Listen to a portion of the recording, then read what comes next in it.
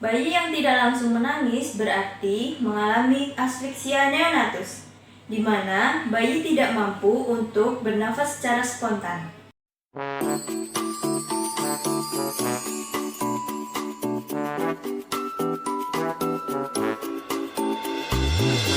Hai Mom and Kids, bertemu lagi dengan saya Nindya, fisioterapis Pelangi Center Ponorogo.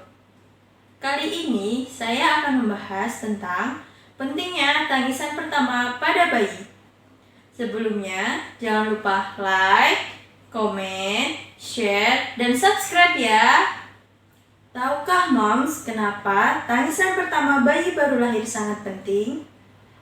Normalnya, bayi yang baru lahir melalui persalinan normal maupun sesar akan menangis. Hal ini menandakan bahwa organ paru berfungsi dengan baik. Selama di dalam kandungan, paru-paru janin yang sudah terbentuk dengan sempurna akan terisi oleh cairan amnion yang berfungsi untuk mempertahankan bentuk paru. Karena tekanan di dalam dan di luar kandungan berbeda, maka cairan yang mengisi paru-paru akan keluar dan berganti dengan udara, sehingga bayi yang baru lahir akan menangis. Lalu, apa yang terjadi jika bayi yang baru lahir tidak langsung menangis? Bayi yang tidak langsung menangis berarti mengalami asfiksia neonatus, di mana bayi tidak mampu untuk bernafas secara spontan.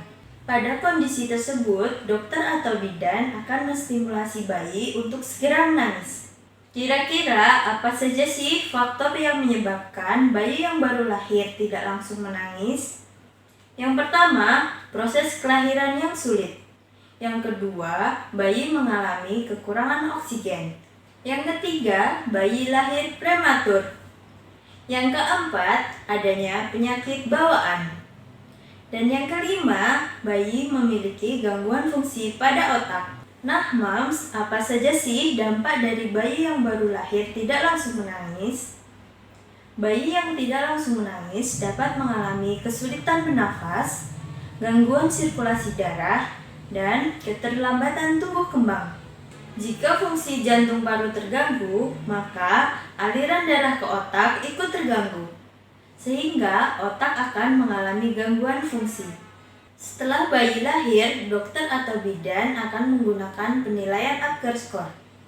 Penilaian tersebut digunakan untuk menentukan kondisi bayi, apakah bayi lahir sehat atau perlu penanganan yang khusus. Pada penilaian Apgar Score, ada 5 aspek yang perlu dinilai, yaitu appearance atau warna kulit. Apakah bayi tampak pucat atau tidak? Selanjutnya, pulse atau denyut nadi. Apakah denyut nadinya terdeteksi atau tidak? Lalu, grimace atau respon. Apakah bayi merespon dengan cepat atau tidak? Selanjutnya, activity atau tonus otot. Apakah bayi bergerak aktif atau tidak? Yang terakhir, respiration atau pernafasan. Apakah bayi bernafas dengan normal atau tidak? Berikut ini merupakan tabel Apgar Score. Setiap aspek dinilai sesuai kondisi bayi. Normalnya, bayi lahir dengan kondisi merah pada seluruh tubuh, denyut nadi di atas 100 kali per menit, mampu merespon stimulasi dengan cepat, tangan dan kaki bergerak aktif, serta bayi akan langsung menangis kuat.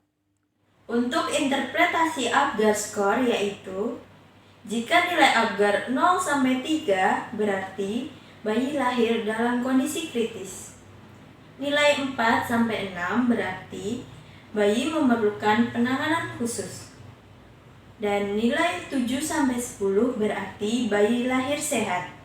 Misalnya, bayi lahir dengan kondisi berwarna merah pada area badan saja. Setelah diukur, denyut nadinya 110 kali per menit. Bayi mampu merespon stimulasi dengan cepat. Dan keempat anggota gerak hanya menekuk sedikit. Serta bayi menangis sangat kuat. Maka nilai Apgar Score-nya adalah 8. Berarti bayi tersebut lahir dengan kondisi sehat. Nah, Mam, Jika anak memiliki riwayat tidak langsung menangis setelah lahir, maka mom harus selalu memantau proses tumbuh kembangnya ya.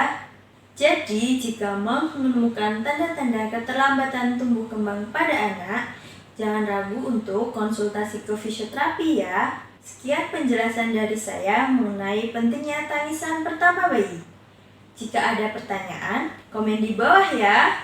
Oh ya moms, sekarang Pelangi Center Ponorogo melayani konsultasi online loh. Mom bisa menanyakan masalah seputar tumbuh kembang anak. Untuk lebih jelasnya, hubungi kami di nomor ini ya. Semoga bermanfaat. Terima kasih. Sampai jumpa.